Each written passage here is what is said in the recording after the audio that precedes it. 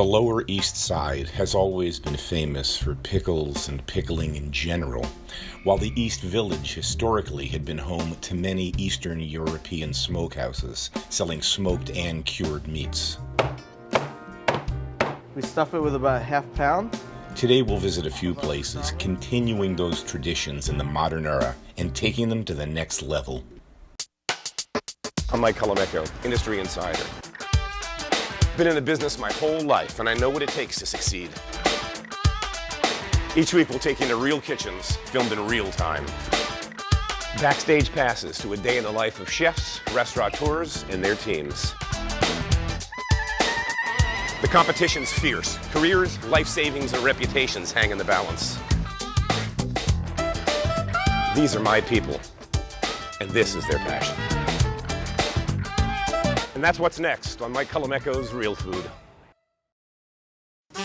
Mike Colameco's Real Food is brought to you by the continuous, generous support of the following underwriters.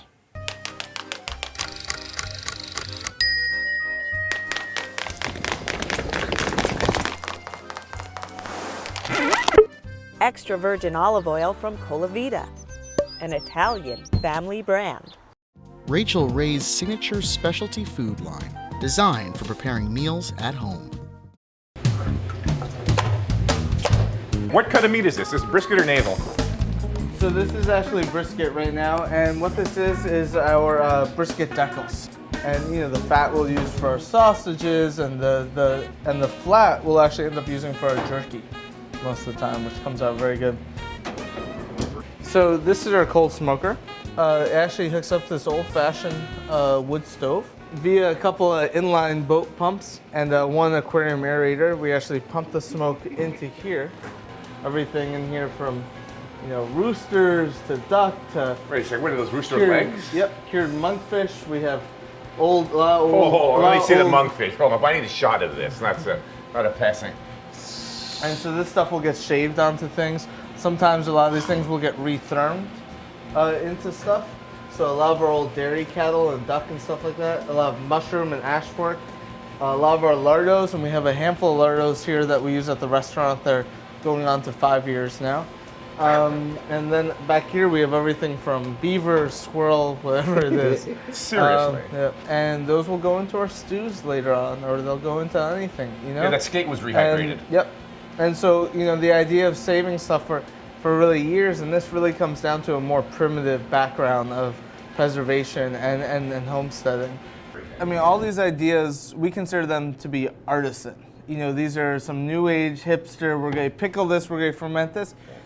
We are who we are. We're here living, week to week, trying to, afford Lower East Side businesses.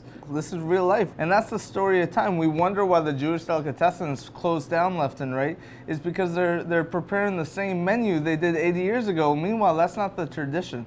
Tradition is survival and using these great techniques to make something not worth much into something delicious.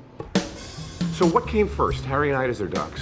So ducks came first. Ducks we founded at this location in 2012, so this is our 7th year.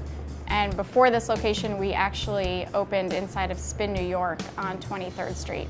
It was a table tennis nightclub, and that was back in '09. I had some buddies through ping pong and through the art world that were throwing these parties called Naked Ping Pong years ago down in Tribeca. And they just had this great idea that they wanted to open up a ping pong club, and they were going to get Susan Sarandon and a bunch of other celebs and people to bankroll it and be a part of it. And they gave me a call and said, hey, we want to open up a ping pong club. We know you're a chef and you want to open up a restaurant, so why don't we just do it together? Right now we're going to cook up for you guys a little bit of our skate jerky, and you can kind of see this guy on the light. This is from about 2 years ago. It put us on the path to kind of getting our own lease and getting our own little restaurant that was a bit more us.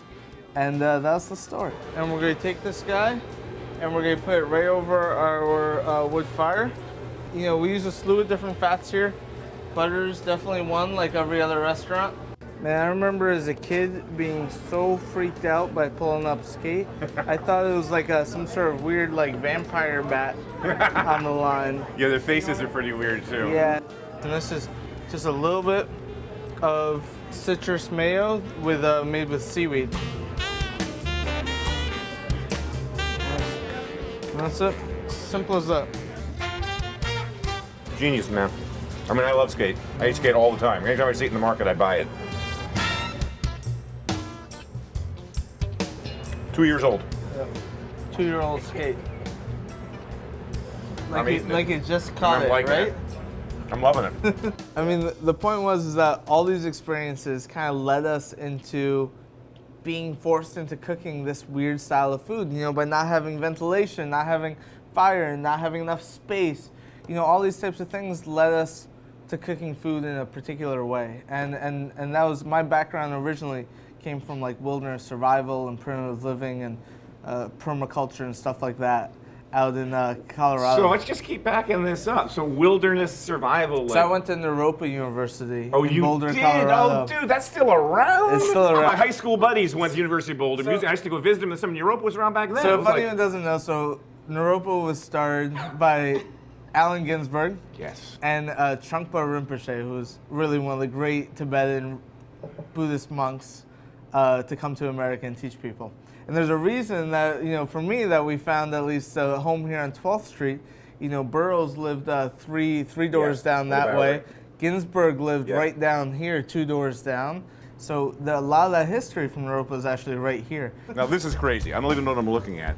You left it on a 500 So degree oven this for an is hour. our version of a kind of like a fried chicken. And so what it is though is actually it's our smoked chicken, and we actually wrap it with kelp, and then we let it dry overnight, and we're gonna deep fry it. And what ends up happening is we end up having like the perfect crust to it that locks in everything inside. And so I'm gonna fry this up to you. You guys are kind of the first ones to really try this, to be honest. So it should be good. But we're hoping this is gonna be a fun new spring item for us. So.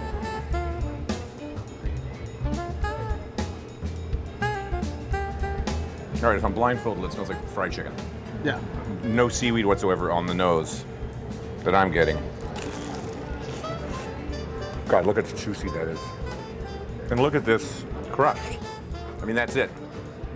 It's like an eggshell. Chicken itself, even without the seaweed, is good, right? It's smoked. Yeah. That's ridiculous. Thank you. Yeah, man. One of the first. I was here. You are the first. Give it one more little smooch with the sauce. Just do me a favor.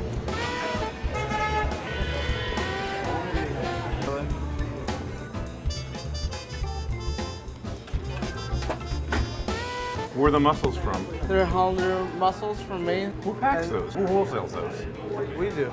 So you're just using the tin as a joke? Yeah. Great shot. So these are our smoked pork loins, and so these are for our charcuterie boards. And we actually put a little bit of this in the soup. We kind of wanted this winter to feel, you know, very like northern hunting lodge-ish kind of vibe. So doing a lot of fish jerkies and preserves, a lot of maple syrup, a little bit of brown sugar, a little bit of sassafras, fennel, and garlic, and a little bit of miso and lemon juice. All the good things from this part of the world. Yakimein is this very like Chinese-inspired noodle soup that I guess met New Orleans about 70 years ago. And so usually you'll see it with almost like a spaghetti-like noodle, but with a big like beef broth, spicy, usually smoked brisket or something like that. You know, really like all things New Orleans and good. It's kind of made with the scraps. You get tired? Yeah, my left arm's cramping. Way heavier than you think. Smells good, brother. Yeah, this guy is ready to go. Harry and Ida's came a couple of years later. Yeah, so we opened Harry and Ida's about just under 4 years ago. And it's named after your... It's named after our great-grandparents on our father's side, who actually owned a kosher deli up in Harlem when they first came to New York from Hungary. So, you know, our grandparents were born on the Lower East Side. We've got this history of food and family in New York City, and it just, They were we're deep-rooted here. Making krauts and pickling tongues on their fire escape. Yep. And That's what our great grandfather was doing. Was driving a horse-drawn little carriage, delivering clothing down Lower East Side, right by where you are actually, on Grand Street. We use our Bowers mustard that we fashion up with a bunch of brined lemons and homemade anchovies. We stuff it with about a half pound. This is the Pops of our version. pastrami. This is our Pops. And then we have this cucumber slaw. You know, we definitely have plenty of people that give us smack about, you know, the way we do this, and we're being sacrilegious and all. But you know, for us, it's like, listen, we're in the Lower East Side of New York. There's places to get that, and they're great. Yeah, Katz's. We want to do something different. And fresh dill. There we go. This is kind of what we're working on right now, and you can see this is the first carrot I guarantee you've ever seen where it's actually blistering and bubbling up. So we are actually pickling it, and then we're smoking it, and we're dehydrating it. And what we're doing is that we're able to create something that is really unique in that it forms a natural casing. It's something that we would want to eat, and it's all based on these old traditions. Serve it in a classic pun. You know, we're serving them in a way that people know, and that's important to us. All right. 1, 2, 3.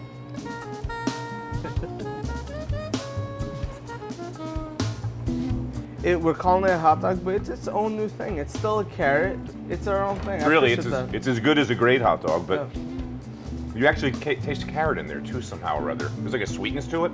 There's a light sweetness to it and to the relish. Yeah, you mentioned honey in that. So this is our pastrami meatball, and so what we do is we take all the scraps each day from our actual pastrami, mix it up with a bunch of breadcrumbs and pork fatback. From there, we turn into meatballs. We fry it lightly in smoked rosemary oil, and then braise it in a red pepper sauce. And then from there, we just put on some pickled parsley and some garlic aioli. It's the perfect way for us to kind of rework food. So, you know, it starts out, it's a good thing that our scraps happen to be really delicious. Thanks. Thank you. So this is our bluefish. You know, for anyone that grows up from Jersey up the East Coast, you grow up seeing a lot of bluefish go to waste. More oily fish, it's more like mackerel. You know, people almost call it a trash fish half the time, and nobody wants to buy it. If you're smoking fish, a lot of those mackerels and more oily fish actually become exactly what you want. You want something that's more fatty. And I think when we first opened the doors here, the majority of our bluefish were just from local fishermen that were dropping it off and didn't really know what to do with it. So we would smoke it for them, give them a little bit back, and keep the rest for ourselves. And kind of a tradition that stayed true for us. So in this guy, we just have a little bit of sour cream, fresh dill, onions, and pickled celery. So real simple. There you go. This little stretch of Grand Street east of Essex boasts the Pickle Guys, a new barbecue spot right next door, an insanely great spot for donuts, and a new wine store while we're at it. So you've been like the pickle guy forever. You started at Gus's? I started making pickles at Gus's in 1981, and I've been doing it ever since, so I've probably got 38 years experience in making pickles. What was it that got you into pickles? Well, originally, by trade, I was a commercial photographer, and I had a studio down by Spring and Varick. And as most people know, the photographers, you work 1 week and then you're off for 3-4 months, you're looking for work. So I was working, not working. So in between the time, I was working for the old time guys down here. They would be sort of like the Bing Crosbys or the Bob Hopes of pickles. And I worked for them. And I liked being outside, and the guys got old, and so I started working there full time. And the best part about it is I get the same satisfying feeling, like when I do a nice photograph and I bring it to the art director, he goes, oh, this is really great shots, really beautiful. Well, I get the same thing now. When I make pickles and somebody bites into it, I go, wow, this is the best pickle I ever ate in my life. So it's a real rewarding feeling. So that's how I got into this. And there was this had been historically this big tradition of pickling here in Long Island, of the Lower East Side. I mean, part of the sort of Eastern European Jewish community. Right.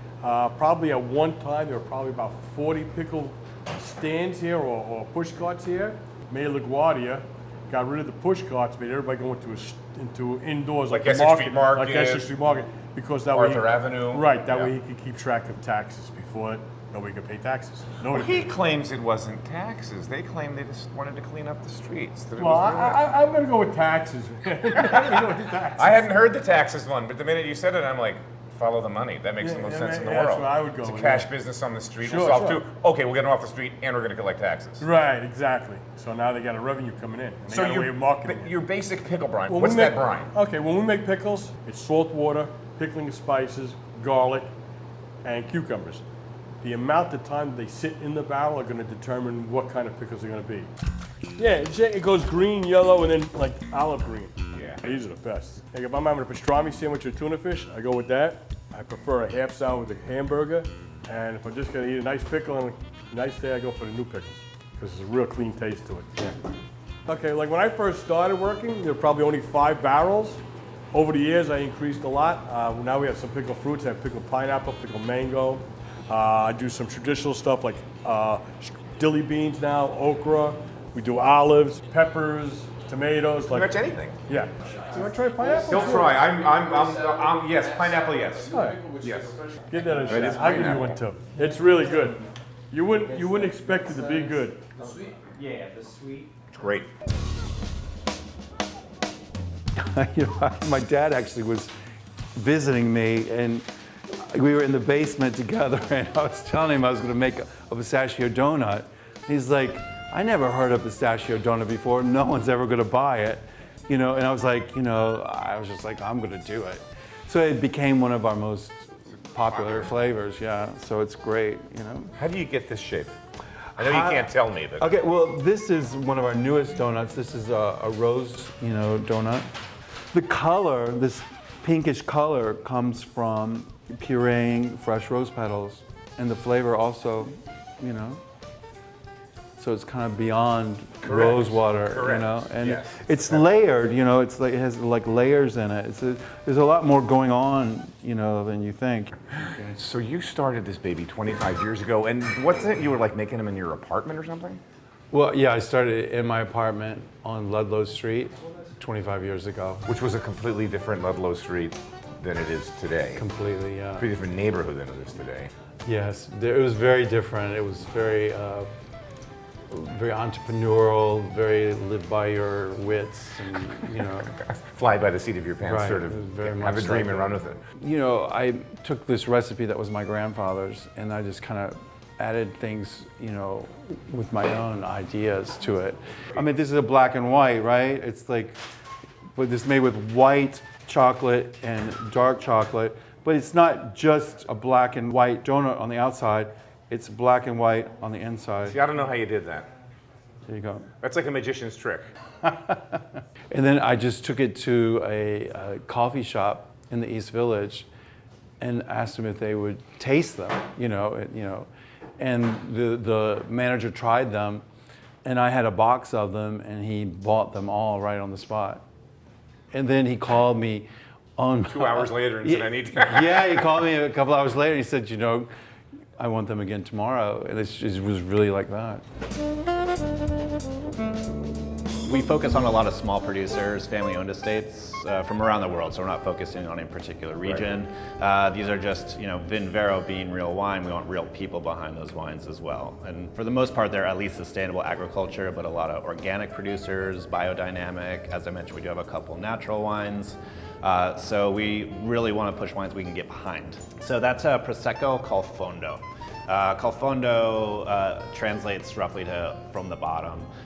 And what it is, it's a Prosecco, but it's a very traditional method of making Prosecco. So they harvest, crush, put it in the bottle for the last like 5% of fermentation or so. So it gets frizzante, it's not entirely carbonated, but super dry, 0 grams of residual sugar, and it has a little bit of this kind of funkiness, ciderness.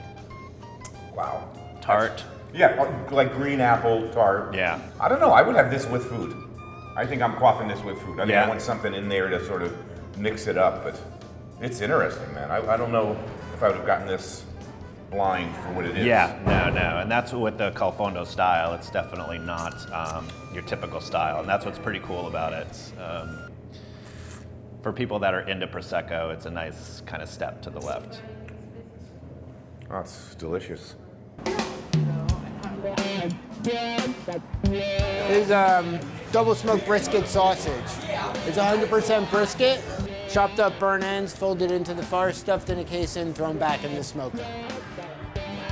You were actually doing what before this? I was making sausages at my bar in Brooklyn.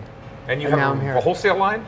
We have a wholesale line. We're in Yankee Stadium, Facebook, a bunch of restaurants in the city, Philly, Boston. It's a big deal. Yeah, it's fun. So if you got the sausage thing, what made you decide? I mean, that sounds like a business that's working, that Yeah. actually makes money, that you could be home at night watching reruns. I love barbecue. I love cooking. I love restaurants. So you're in because you just... And I've been doing live fire for years. I opened up a live fire restaurant in Singapore. And barbecue's in my blood, man. So what we do with the lamb shoulder is we'll season it with salt and pepper. We'll marinate it with vinaigrette, scallop it with lemons, and smoke it overnight. Your stepdad is Stephen Reichlin, barbecue. the guy, like one of the original guys, the guy that was Yeah. early Barbecue on, Bible. Barbecue Bible, early on in print and PBS too, right? Yeah, right now I think is Project Smoke, and there's a couple new ones in the work. That's crazy. That's hysterical. Ribs. Our rub is about 11 to 12 different ingredients. A big component of our ribs being allspice. Huh. Kind of gently rubbed, pat it down. From the islands, Jamaica? Where's allspice from? Yeah, I guess it would be called pimento, right? Right. In that whole nutmeggy range of Right. flavors. It's very earthy. I think it gives our ribs a very unique flavor. So salt, pepper. I can smell the allspice actually. Salt, pepper, yep. Allspice, little chili powder. No garlic powder, onion powder? Yep. There is. I Mix can in there smell that too. I was at Hill Country, Dinosaur for a little bit. And what got you into barbecue? Why if anybody needs anything to get them into it? I wanted to focus on like outdoor events and thought it'd be cool to learn how to cook barbecue. So I took a job with them and stuck with it. Was in London for a couple years. And then when I moved back, I decided I wanted to start my own brick and mortar. Did you smell the espresso bean? No. That's a note I missed. That's pretty cool. Yeah. So this is your recipe? Yeah, this is a recipe that I guess I came up with a few years ago when I was doing Randall's as a pop-up and catering business. I just want to hear it's not from like Steve Reichlin's third book, page 114. No, Okay, I'm no. just letting this. We're having enough of Steve Reichlin today. All right. He's got his own show. He's good to go. So these are ready for the smoker. All right, and they go. How long? These will take about 3 hours usually. 3. Yeah. So what's the temp we're looking at that smoker now, gents? We run our smoker anywhere from about 225 to 235 when we're cooking things like ribs, turkeys, the duck breasts. And then when we're doing the briskets and lamb, it's usually around between 180 and 200. Lower and slower.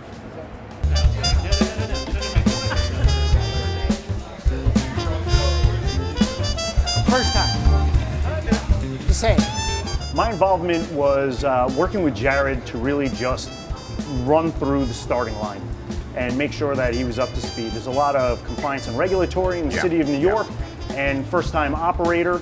Having worked on culinary operations for the Big Apple Barbecue 8 years in a row and opening restaurants for a ton of restaurateurs here in the city. So it's just, you know, purchasing, operations, getting doors open. That's what I did. And how'd you guys get on each other's radar?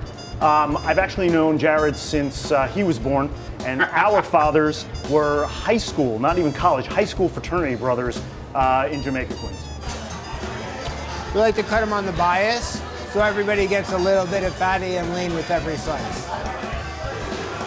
You've got coleslaw, brisket, pastrami, duck, ribs, and we're waiting on onion rings and mac and cheese.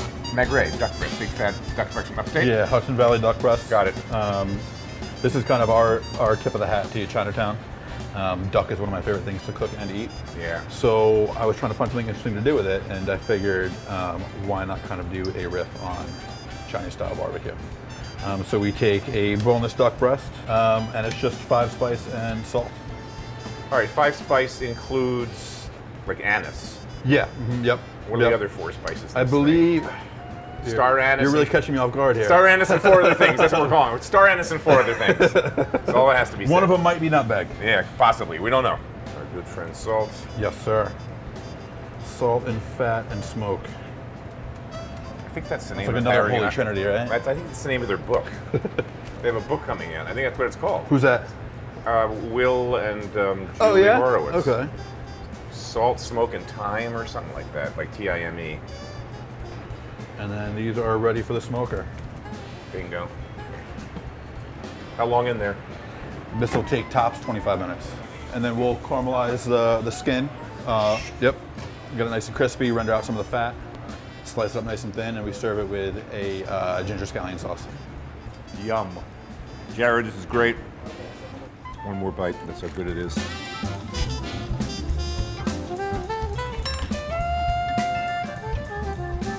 Pretty big bite you took there. Mike Colameco's Real Food is brought to you by the continuous, generous support of the following underwriters.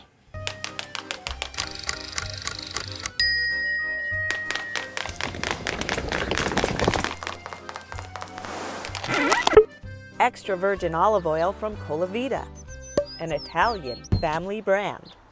Rachel Ray's signature specialty food line, designed for preparing meals at home.